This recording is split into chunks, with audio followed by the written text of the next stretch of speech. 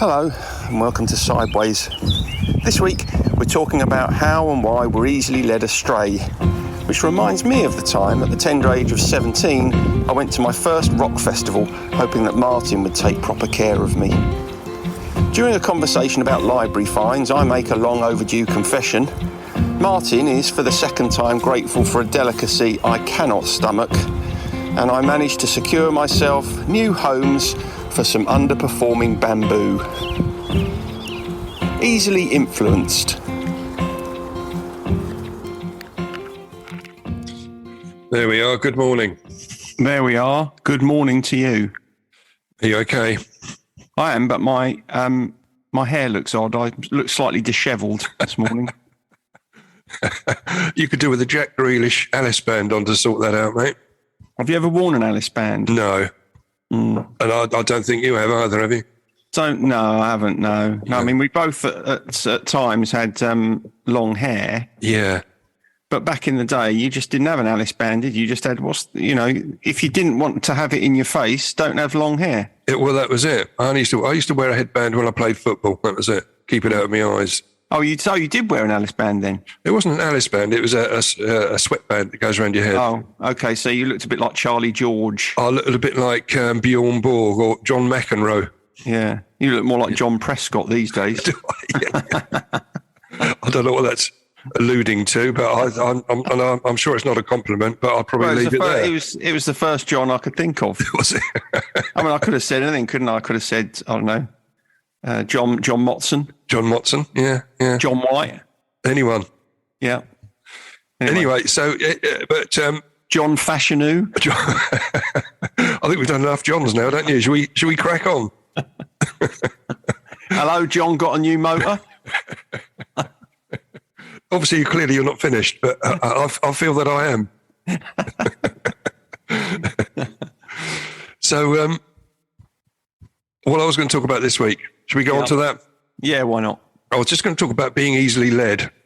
Oh. Okay. Now, this it was inspired by a conversation that came up at a meeting quite recently, where someone said they felt they've always been easily led. Now, this is which obviously it gets exacerbated when you're trying to influence an addict to indulge in their drug of choice. It's not a big task for the influencer to do that. No, quite. If you want to pursue a life in addiction, then being easily led is a pretty good place to start. It is, yeah. It's one of the. I suppose it's vital if you want to remain exactly there. Yeah. Sometimes you just need a little push in the wrong direction. Exactly. But it's almost it comes up quite often also when it if you can imagine if you're going into recovery and you're with a partner, for example, who is very influential over you, and especially if they're still using or drinking or whatever, it can make life very tough, almost impossible sometimes. But also your peer group, who you're hanging around with, and all very easy, they exert sometimes undue pressure. And so sometimes I think we felt perhaps we're being easily led, but sometimes the pressure can be quite hard. So perhaps we're led, but sometimes not easily, but the end result is still the same.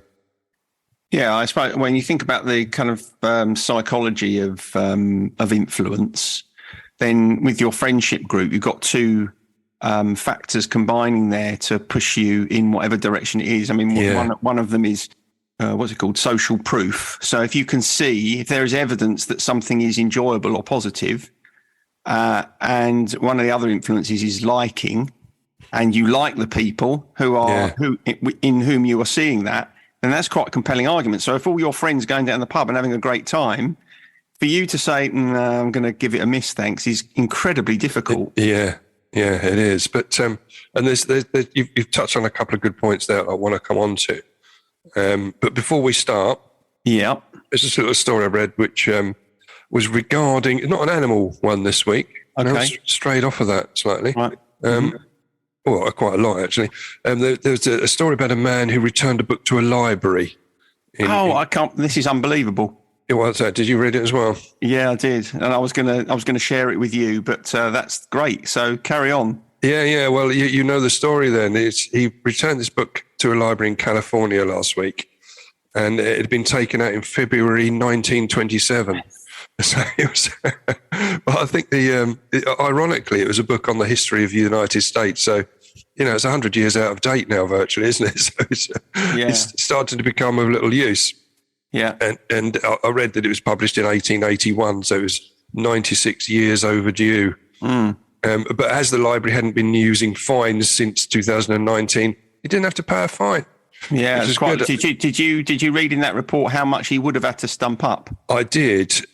On the old fining system, if that had still been in place, which at that time was a nickel a day, so 4p a day, it would have racked up about $1,700. Yeah, which was about £1,400, and so I mean that's the thing, isn't it, about library book fines? Because I can remember, I was quite bad for this when I was younger. Yeah, and you'd cop a fine, and I guess there are a lot of people like this, but the longer something went on, the harder it was for me to take it back. Because I suppose I felt ashamed of having to take my library book back when it was already sort of 6 weeks overdue. And then it would get to this tipping point where I might just as well have bought the book. Yeah. I don't remember letting it get that far, but I remember the pain of having to go up to the librarian and hand the book in. And then they tell you how much you've got to be fined. There used to be a little box you used to put your fine into. So it's quite a visible fine, as I said. Everyone could see you doing it. Yeah, it was like the literary stocks, wasn't it? It was. Yeah. That's what it felt like to me, which is probably why I never, I found it very, very difficult to take my books back. Yeah, well, you're right. I think it was just I think my mum used to just tut as well as I was putting my fine in there. Really? That's even worse. You didn't need her piling in. No, you didn't. No, but I think it was to show that, well, it's nothing to do with me. It was him that's created this problem. He's going to pay. Yeah. So it only happened a couple of times, and that was it. I'd made sure it was back on time after that. So I obviously didn't get enough reinforcement from my parents.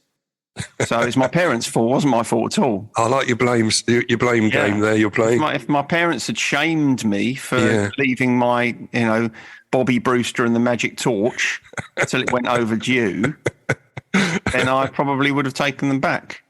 But I actually went through a long period of time where I didn't use the library because it was traumatic for me, the whole idea of the library. Or was it because of the fine system? Exactly that, yeah. Perhaps that's why they've rescinded that now then. Perhaps, I don't know if they use the fine system now in Maidstone Library, for example. I expect they do. I think it probably put me off reading. It probably set back my reading age. Yeah. Well, we've opened we're going down a wormhole here, aren't we? We are really. Although in that same report that you read about that library book, I don't know where you read that report, but in the report I read, it also listed the world record for most overdue book. Did you see that? I didn't know. Oh, I can share that with you then. Thanks. I wrote it down. It was a history book, didn't title it, but it was borrowed in 1668. Right. It was on papyrus or something. And it was finally returned in 1956. Wow. When you've had it that long, I don't know why you'd bother returning it. No, that guy was nearly 400 years old then when he had to pay his fine, wasn't he? Yeah, they were sort of handing the overdue library book down through the generation. Yes, it's an inheritance, wasn't it? It was bequeathed. In the will, you'd write in the will, and I'm going to give the overdue library book to Martin. And you think, oh, fuck that, I didn't want that. That's a poison chalice. It is. The fine was more than the rest of the inheritance. Exactly. I don't think I've ever. I think you probably know this, but I've certainly never confessed it broadly. Okay. I once, I wanted to buy a wah-wah pedal when we were in a band together. Yeah. And I went to ESE, Eric Snowball's place. Yeah. And he had a few wah-wah pedals. And he let me take one on. He let me take one to try. We had a gig, and he said, "We'll take it, try it out, see how you get on with it." And I took it, and I never went back. And I had it for years. So if he'd known my history with library books, he'd never have lent me that. He can't come and get me now, though, anyway, because he's dead, I think. He's passed on. Well, I think he died of a broken heart of all the stuff that got nicked from his. I don't think. It certainly wasn't a deliberate. It certainly wasn't a deliberate thing, but no. It was the same thing as the library book. It went after a couple of weeks. I thought I can't take it back now. Yeah. Now I'm a week too late. I'm a week later than I said I'd take it back, and the shame just got to me. So effectively, you could never go into that shop again. I never did go into that shop. No, which is the same thing as not being able to go back to the library anymore. Do you think I can be forgiven now that I've sort of? I think so. I think, but if you're showing genuine remorse, I think I do show. To be honest, I've always felt a bit guilty about it. Right. Okay. Yeah. I think. I feel like it's a weight off my shoulders. How much? Well, I'm not a priest. I can't offer you that, but I think you've done it on air now, so I think that's pretty good, don't you? Yeah, in front of thousands of people. So. Yeah, we'll ask generally if anyone wants to get in touch and say whether Graham should be forgiven, or indeed if anybody wants to relieve themselves of a terrible. Oh, that'd be quite interesting. That'd be a good feature. If anybody's got anything they feel as if they want to get off their chest, write in and tell us, and we'll pardon you on air. We can, yeah, if it's pardonable, obviously. Obviously, if it's murder, probably best not tell us. Or if it opens up a can of worms, doesn't it? It does, really. Or indeed, if anyone wants to buy a second-hand wah-wah pedal from the 80s. I haven't got it anymore.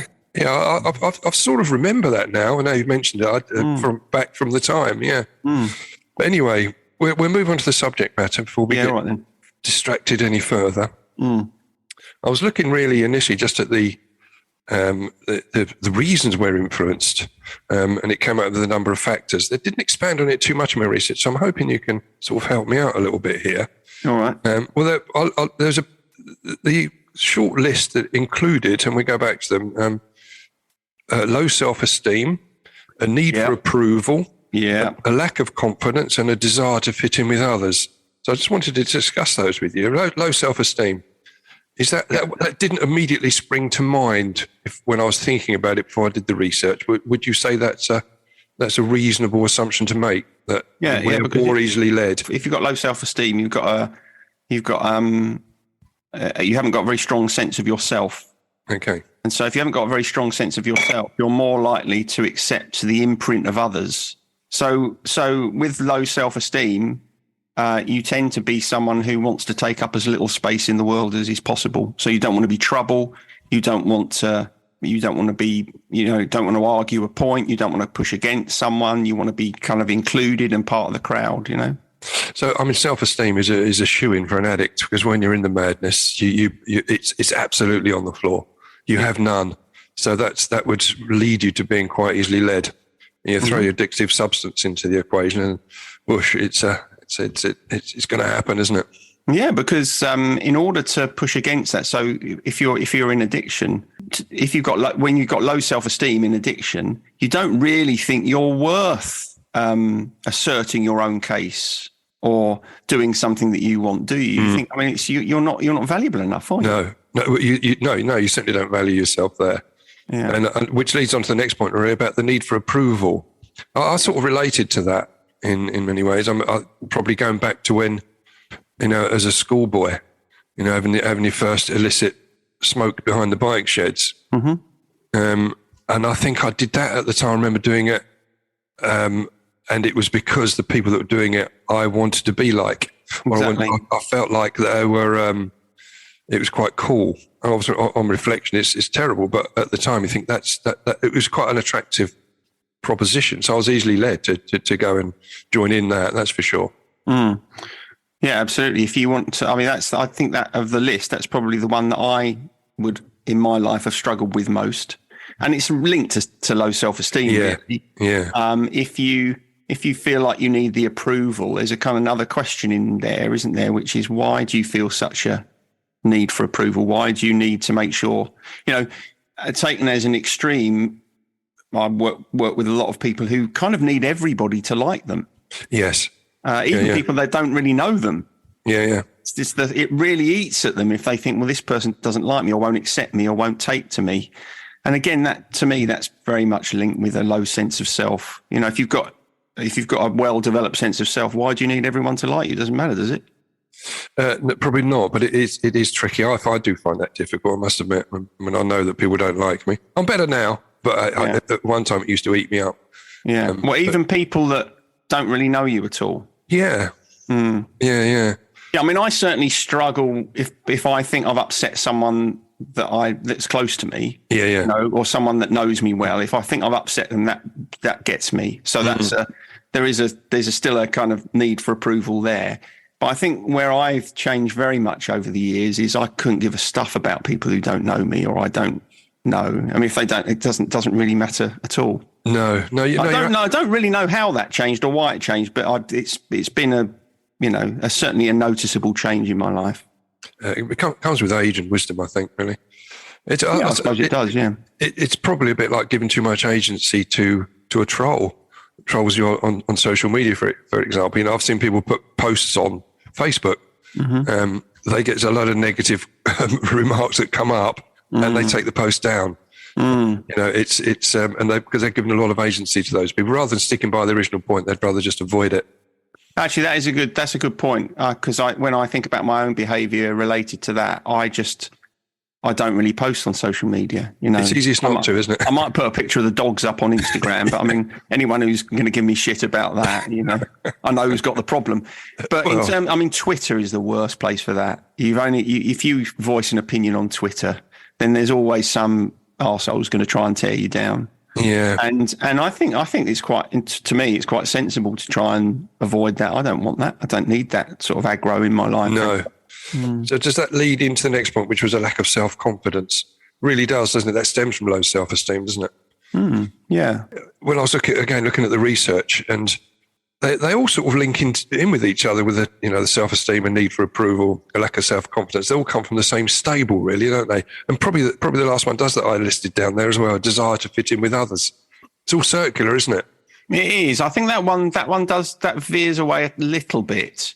Because that sort of desire to fit in with others, I think, is a natural thing. Yeah. You know, as humans, we're connectors and we want to be connected. Yeah. And to me, I don't know, maybe it's not right, but it feels to me as if it's related to something else that I think is relevant to being easily led. And that is that when you want to push against someone, when someone says, hey, this will be a good idea, and you think, no, it won't be a good idea. That kind of that requires some cognitive effort. Yeah. To kind of push against something. And we know, there are all manner of psychological studies that will tell you that it's much easier just to fall in and to say, oh yeah, okay, that's right, than it is to make the cognitive effort to see why this might not be a good idea and push against it. And I think that's related to wanting to fit in. We don't really want to push against our peers, our group, for fear of fear of being ostracized or disliked or whatever. And we also don't really want to make the effort. You know, if everyone says, oh, let's go and eat at this restaurant, unless you really, really got a very strong preference and you're willing to make the effort, you'll probably just go with it. Most people will. I think so. And I think I come across a phrase which sort of illustrates that, which was we use the decisions of others as a mental shortcut to navigate our lives. So it illustrates that point you're making. Yeah, so I think that is a natural thing. I think it becomes difficult or it becomes destructive when you do it to the exclusion of all else. I'll give you an example. Sometimes I'll work with someone who has I wouldn't say such a low opinion of themselves, but they don't really ever express a preference. It goes back to that thing I was saying about people who struggle with self-esteem, don't want to take up any space. And so they're the people, and there'll be people listening to this that will recognize themselves. They're the people who, when asked, what do you want for dinner, will say, I don't mind, what do you want? Yeah. Or, what do you want to watch on telly tonight? I don't mind, what do you want to do? Where do you want to go on holiday? I don't mind, what do you want? They are people who consistently don't express a preference, and it has two impacts. One, it creates a kind of loss of confidence in your own ability to make decisions.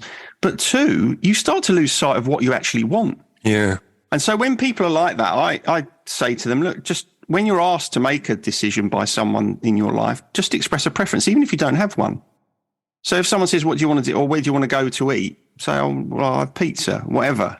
Yeah. It doesn't matter if you don't have a strong preference. Just expressing a preference is important, and it will reduce the chances of you being led in ways that are destructive that you don't want. I mean, obviously having pizza instead of, I don't know, fish and chips doesn't really make much difference. But there are other decisions in your lives, there are other situations in your lives where it will potentially be more dangerous for you to allow yourself to be easily led rather than expressing a preference. But you're sort of practicing that skill then, aren't you? Exactly that. You're practicing the skill. It's like building the muscle. Then when it really is needed, you have less trouble saying, no, that's not really for me. So do you think when we are in that position where we sit in that middle ground, not making a decision, which makes us less impressive to others around us, I think, doesn't it? If you're constantly sitting on the fence, do you lose, going back to last week's episode, really, do you lose a sense of who you are? Yeah, I think you do. Point? That's exactly it. If you never express a preference, how do you know what you like? Yeah. If you always defer to someone else, you do lose sight of what you actually enjoy. And as mad as it sounds, people will sometimes say, I don't really know what I like. I don't really know what I enjoy doing. Yeah. And so at that point, you have to say, well, you better go out and find out then, don't you? Go and try some stuff. But that's a debilitating place to get to. It is. And would that drop into the area of people pleasing as well? If you're going to, which we are strongly advised against when we go into recovery, all our mentors and therapists, they said, don't do that. We spent probably quite a long time doing that. And I'd have done that for a long time. When you're in the madness, it's very easy to do that, or you try and do that because you feel, I felt that because my problem was so dominant in my life, by pleasing other people, it sort of took away some of the edge of that, some of the damage. It was almost like you had a list of bad stuff in your life and a list of good stuff in your life. And there's nothing on the good side really when you're in the madness. But actually having someone that liked you and you please them, and it seemed to start to redress the balance a little bit, but in a strange sort of way, it sort of enabled me to carry on. Yeah, as I was. Yeah, because it feels good, doesn't it? If you like someone and you can do something or say something to them that pleases them, then that feels nice. But the thing is, if you're a people pleaser, it gets to the point where you're pleasing other people to your own at your own expense. Yeah, and detriment. Yeah. Yeah. What about pleasing you some of the time? Yeah. And again, it's easy to fall out of the habit of doing that. And once you fall out of the habit of doing it, it's difficult to get back. Yeah. Because then people start to see you in a certain way. They expect you to fall in with them. Yeah. Now, I've seen lots of situations where someone will start to change that in themselves and start to be more assertive, and it creates problems in their relationships. Yeah. Because people aren't used to it. They're like, well, hang on, you're expressing a preference now. What the hell's going on? But it's important because it's one of the things that creates balance and equality in relationships. Yeah, yes, I can understand that. And it's certainly, we see that all the time in recovery. When someone starts to get better, they suddenly start to put an influence upon their relationship, and the other person isn't used to it, especially if they have been the influencer for so long. There's a bit of a pushback. But if the relationship is strong enough and it's worthwhile protecting, then that will be that should end up being a positive, shouldn't it? Where all parties are happy. Yeah, and I think there are situations where it's both understandable that you'll be easily led and is actually desirable. So, for instance, if you come into recovery, when you start in peer support, it's quite good that you're easily led. Be easily led by your peers. Yeah. Because they've got more experience than you. And when they're telling you, oh, maybe you shouldn't do that, maybe you should do this, maybe you shouldn't go to the pub, maybe you shouldn't invite friends around and let them bring drink with them. That's a kind of that's an upside of being easily led. If you've got a space there, if you've got you don't know, you haven't walked this territory, then having someone to lead you is quite healthy. So I think situations that you're not familiar with, it's natural that we become easily led. I mean, first time I went to the Reading Rock Festival with you and Yem, I was easily led. I thought it was the right thing to do to go down the pub at 12 o'clock and stay there until late on, and then run across the campsite shouting Ronnie James Dio. I thought that's what we did. Yeah. Well, that was it. And it was very easy to influence you. Yeah. But again, because we threw a substance into the equation there, which was going to alter the way you thought anyway. Exactly. And that was that.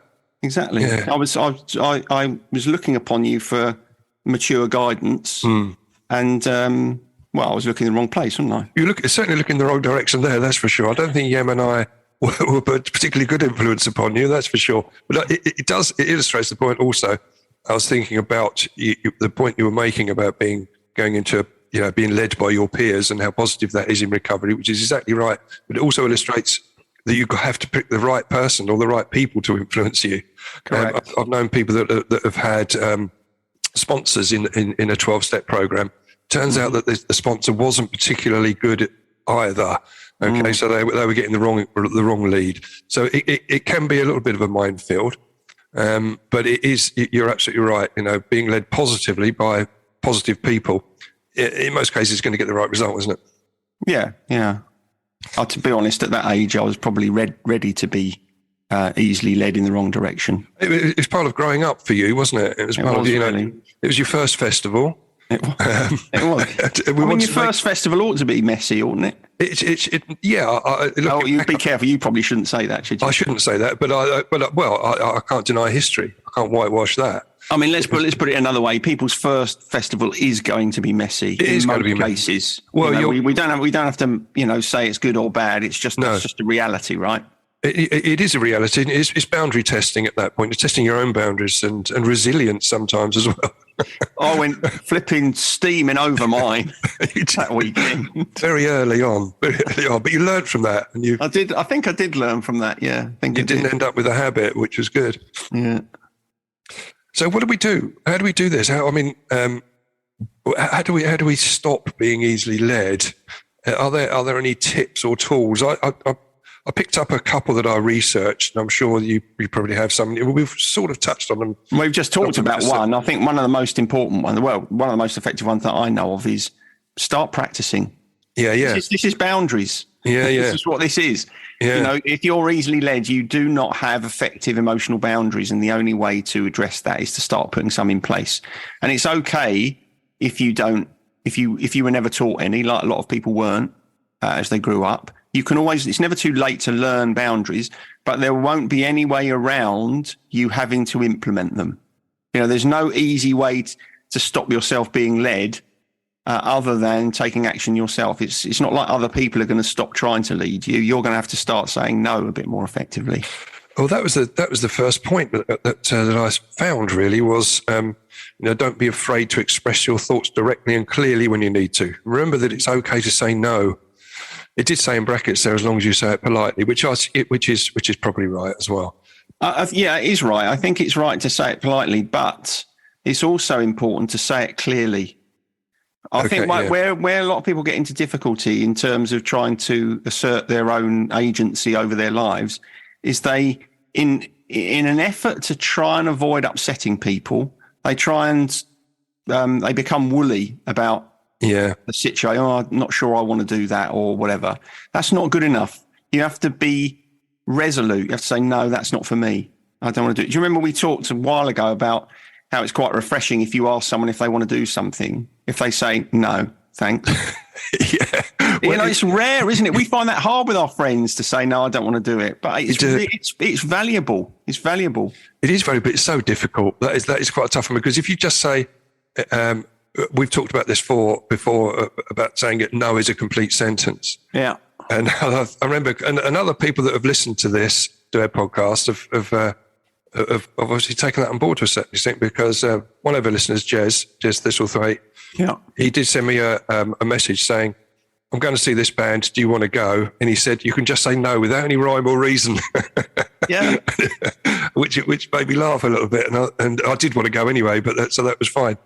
But it is tricky because if you just say no, it seems like you're hiding something, as if you don't want to explain. But that's your projection. It is my projection or our projection, but it's very making an excuse on top of it seems to soften that harsh word. Yeah, but you're projecting that onto. So I mean, okay, not me, because I'm a bad example. But what you're doing to yourself is you're thinking, when someone asks you, do you want to do this? If you just say, no, thanks, it's not for me. Well, that's all right. You're assuming that they will think, oh, that's a bit weird. What's going on there? That's your paradigm. That's you imagining that. Yes, they might do, but you can't be sure about that. And that's what gets us into trouble. We think, well, I've got to explain to you sufficiently so that I can satisfy my own fear about how you're going to feel. But there's another side to that. The other side of that is saying, once people who are in your life, once your friends get used to you being clear, they'll accept it. Yeah. If people who've been friends with you for years and years and years abandon you just because you say you don't want to go to a gig, well, That says something about that friendship, doesn't it? Yeah. So I would challenge people to test it. You're never going to know that you aren't going to damage these relationships unless you test it. So just be more clear with people. Say, no, I don't want to do that. That's not for me. I can't stand American rock or whatever it might be. No, which is fair. No, it is a good point. I just found perhaps I probably do still find it quite difficult to do that, but it is something I'm getting better at. Not having to soften or sweeten the pill with an excuse. Let's role play it, right? All right, Martin. Do you fancy going to see REO Speedwagon with me? I'd rather not, old boy. Thanks all the same. Great. See, no harm done. I mean, I feel a bit bruised because you don't want to come, but there you go. Yeah. I haven't got anyone else to go with. Well, okay, I'll go with you then, mate. See how easily led I am. Yeah, there you go.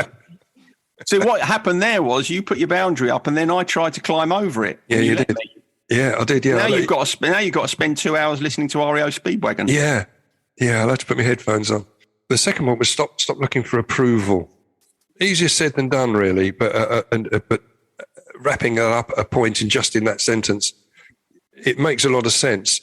Putting it into practice, probably quite tricky, especially if you've been used to doing it for a long time. I don't know what you think about that. What I think about that is I'd go at it from the other end, and I'd say, rather than stop looking for approval, try and understand why you need approval. Okay. What is it? What is it that means that you must have the approval of this person, or you find it very difficult to push against? Talk to someone about it. Doesn't have to be a therapist. Obviously, it could be. Talk to someone that you're close with. If you understand with stuff like this, if you understand the mechanics of why you have this difficulty, it will become easier to break it down. I'm not saying it's going to be easy, but I think with stuff like that, if you're used to pleasing people and then you just tell yourself, stop pleasing people, you're not going to be able to do it. Avoid being insincere. Well, I'm not quite sure I understand the link there. Well, the link back to what we've just been talking about, I don't know about the compliment thing, but the link back is when someone asks you to do something and then you try and soft soap them. Yeah. Oh, I'd really like to go. That's really kind of you, but I think I'm busy that night. Can I get back to you? Yeah. That's bullshit. Yeah. Don't do that, because what you're doing is you're trying to avoid saying no because you're fearful of upsetting that person. Yeah. Whereas actually stringing them along and not telling them till the last minute is much worse than just saying, thanks, but no. Yeah, I think we've all known. Because that's insincerity, isn't it? It is, yeah. No, I can understand that from that point of view. I think we've all known people that would do that rather than give a blank no. Mm-hmm. We'll say, well, I'll let you know nearer the time. I think that's a line that a lot of people will use, and they never let you know, and so it just drags on. But I think from the other point of view, you get to know what someone's MO, and you understand if they say that, what they're saying is no. but you have less respect for that person because they're not saying no. Yeah, absolutely. So it's insincere. So REO Speedwagon, no. How about that? That's much better. I feel better about that now. I don't want to go and see him either. So no, because the next point was avoid being defensive, which again goes back to that point was when you're saying no, it seems like you're hiding something. Is that being defensive? Avoid being defensive. Yeah, it says what it says in here in the notes is when we are. I know what this means. When we are defensive, it shows we're not secure enough in ourselves to accept criticism or differences of opinion. Yeah, it's important to accept different points of view. Not everyone will agree with you all the time. It will be hard to achieve anything if you react to every obstacle as a threat. Learn to take criticism on the chin and move on. Because we've been talking a lot about being easily led in terms of behaviour, haven't we? But I think this kind of relates more to a discussion where, someone might be offering a strong point of view and you want to push against it. Yeah. I think sometimes instead of being assertive and firm in your opposition, people can become defensive. Yeah. I think that point is really about feeling confident enough in yourself to be able to express your point of view without being unhappy about someone doing that to you. Yeah. That makes sense. Yeah, it sort of does. It reminds me a little bit of, there was an argument going on I was listening to. I might be watching it. It might have been on YouTube, where they're talking about the problems with deplatforming people. All right. So they get deplatformed so you don't listen to their opinion. And the person that was arguing against that was saying, you're doing that because your own position isn't very strong. Yeah. And I thought, yeah, that sort of makes sense. And it comes back to what you were saying there. Yeah. Okay. Well, that's sort of me, really, because the last point was, no is a sentence on its own, which went back to that first one about communicating assertively. So we sort of covered both those points there. But there's a couple of little quotes. The people you surround yourself with influence your behavior. So choose friends who have healthy habits. That's quite a straightforward one, really, isn't it? And I think that's, we always advise that in recovery. You're going to have to sort of refine or define your friendship group and stick with those people that are in recovery. You don't have to discard your old friends, but just choose to spend time with those people that are doing recovery at the moment. And you'll find those real friends will be sticking by you anyway. And the other quote, I'm just going to quote my mum again, because this does come up from time to time. I've used it in the past in other episodes, but it's nice to think about my mum, because it would have been her birthday the day before yesterday. Oh, nice. As it would have been birthday, Pat. As it would have been my younger brother's birthday yesterday, the 27th. So, yeah. So my mum always used to say to me, you show me your friends and I'll show you your future. And I've used that in the past. And I've used it in groups. So my mum's wisdom is still there. It's still imprinted upon me. Yeah, she was thinking about me when she said that. It was mostly about you. Yes. What are you doing? she was saying it with a shake of the head. Yeah, I said, well, Graham's coming around in a minute. And exactly like that. The whole atmosphere of the room went down. So that's me sort of wound up. So I'm going to go on, if you don't mind, then we'll wrap up and go on to our gratitude lists. Let's do that. Well, I'll go first anyway. Mine's quite straightforward, because I've got haggis on there. Have you not had haggis before? I think I may well have done, but I want to put it on again because of my friend Steve and Tracy, and I know they do listen to their podcast as well. They often bring me back a haggis back from Scotland, but they bought one this time. Well, bought me two from, I think it was a place called Kelso in Scotland, and it was the best haggis I've ever had.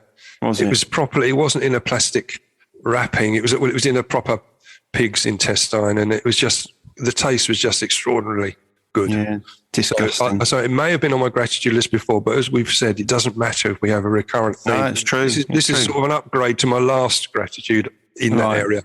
So you're even more grateful for grateful, even though it's filth.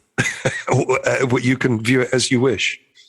No, I mean, there's a lot of that appears on your gratitude list that I can get alongside, but that one, haggis, no, okay, absolutely not. Anyway, what's yours? On my gratitude list this week is Facebook Marketplace.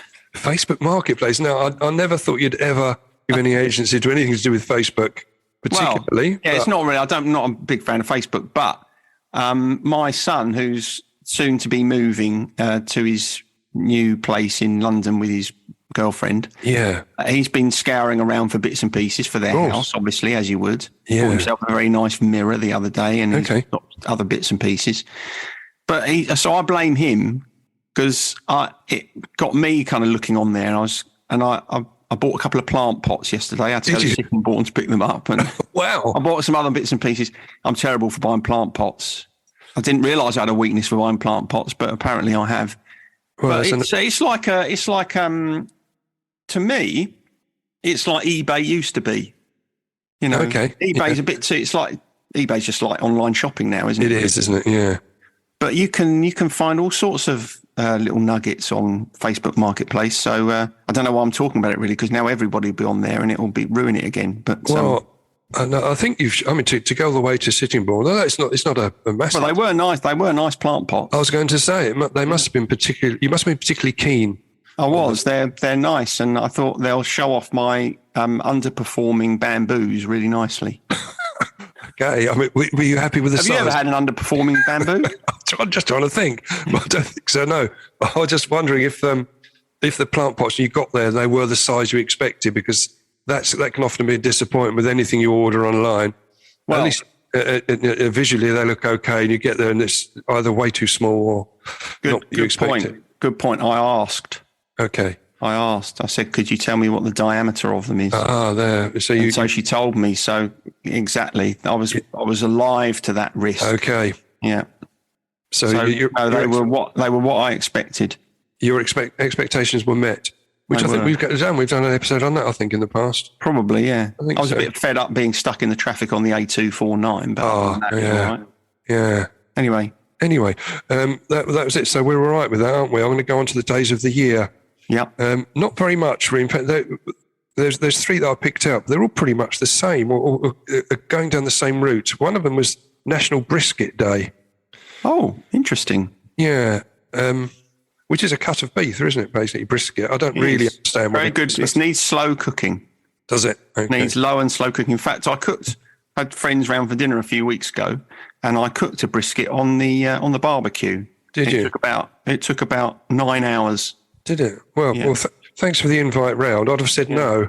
Yeah. Would you? I'll come. Yeah. I bet you wouldn't. I bet if I invited you round for some brisket, you'd say yes. Yeah, I would. I wouldn't have to make an excuse about that. That's for sure. Yeah. All right. Well, next time I get a bit, then I'll invite you round, and then the next time it's brisket day, you'll know what you're dealing with. Yeah, I do. Yeah, I don't really know what I'm dealing with, but it led on. The next one I do know what I'm dealing with, but it moves on. National Brisket Day. The next one is National Hamburger Day. National Hamburger Day. What? Yeah. The same day as National Brisket Day. I think you've got to be clear about what you're going to cook. They're piggybacking on each other there because the third one that'd be Ribs Day, wouldn't it? If they were piggybacking. They were piggybacking. Well, hey, the last one was Italian Beef Week. Now, Italian Beef Week? Yeah, I mean, are they known for their beef? Well, yeah, I mean, ragu. That's beef, isn't it? Yeah. And pork. Perhaps it was created by the Italian Beef Marketing Board to try and sell more Italian beef. We'll leave that one where it is, I think, and go on to On This Day in Music. Again, there wasn't a great deal, really. In 2019, Motorhead's Ace of Spades, we all know and love, was voted the greatest gambling song of all time. So I don't like it anymore. The greatest gambling song, with its subject matter gambling. That's right, yeah. I think it was in quite a small field, so I don't think they had many to beat off. But that's interesting. I'm going to have to think about that now, because I reckon that can't be the best gambling song, can it? Well, that's down to the votes of a certain magazine, but there we go. I'll move on to the next point, which is in 2015, Neverland was put up for sale, Michael Jackson's place. Right. £100 million. So if you wanted to buy that, I don't think it's sold, is it? I think it's still sitting around, but it's got its own train station and everything in there. I don't think I'd want. You wouldn't want to live there, with you, with its potential history, shall we say? I don't think I would. No. And in 1973, Dark Side of the Moon entered the album charts for the first time, and it stayed there until 1988. That's a long run, isn't it? That is quite a good out. That's longer than some. That's longer than some people keep their library books overdue. Well, I think we had a discussion in the past about whether every household has a copy of Dark Side of the Moon in. I was just thinking of that. I think you ought to have that. You should have a copy of ABBA Arrival, probably. Do you think so? I don't know if that falls in the same category, but certainly Dark Side of the Moon was in the both the UK and across the ocean as well in the USA.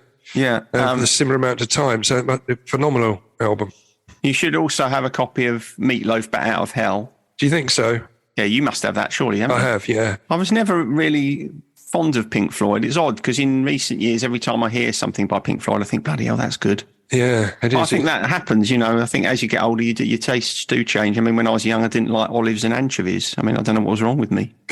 Well, perhaps a lot of people still don't, but it's a friend of my brother's has just recently discovered Led Zeppelin. And all these years, recently discovered? Yeah, recently, a bit like you with Pink Floyd. They sort of knew them, but suddenly have started to look at their material and think, wow, that is good, all these years later. Yeah. Anyway, that's enough for this week, I think, don't you? Yeah, that's long, isn't it, that one? It is. You have to cut that down significantly. I don't know if I'll be able to. It was non-stop, high-quality banter, action, wasn't it? Don't use that word. I know you love it. Just I'm definitely cutting that bit out. I'm not having the word. I'm not even going to say it. No, you can't. Or slightly sick. Yeah, I think you've self-regulated on the use of the word journey. If I ever heard anyone utter the sentence, "Oh, we had some good banter on the journey," I think I'd just explode. Well, on that note, yeah, all right. I'll taunt you no more with those words, and we'll leave it there. All right. See you later. Excellent. See you later. Bye. Laters. Bye. Sideways was created by Graham Landy and Martin Pankhurst. If you want to read more about our work or sort through the extensive archive of past episodes, just visit grahamlandywellbeing.co.uk/sideways-podcast. You can follow us on Twitter or Facebook or Instagram at Sideways Podcast, and you can email us if you have a question or if there's something you'd like us to cover. But most of all, we want to tell you how grateful we are that you come and listen, and we ask that if you've enjoyed what you've heard, that you spread the word. And we'll see you next week.